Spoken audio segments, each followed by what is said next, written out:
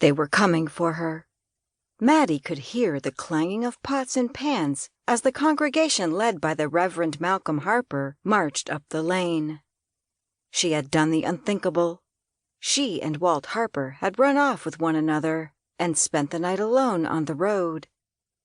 They planned to go to St. Louis and start a life together, but Walt had changed his mind and had brought her back home to face this scandal and ridicule.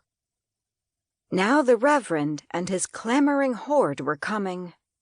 Maddie shivered in her crisp cotton dress, but not because it had no sleeves and cut low across the breast.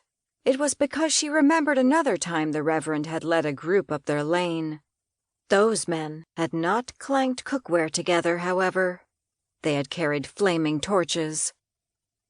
The Reverend Harper had not preached about deceit and fornication that night, but he'd raved about the blasphemous sins of witchcraft and heathenism.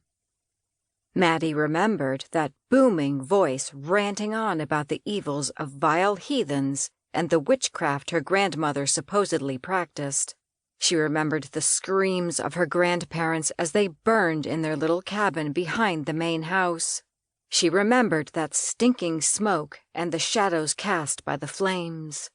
She remembered the screams of fear, pain, and anguish coming from her mother. She remembered the men laughing as they made her mother cry out over and over again. They might be the memories of a 4-year-old child, who was now almost 20, but they were extremely vivid and haunting memories. To keep listening to this audiobook, I've left you a link in the description so you can do it, at no cost thanks to Audible's 30-day free trial.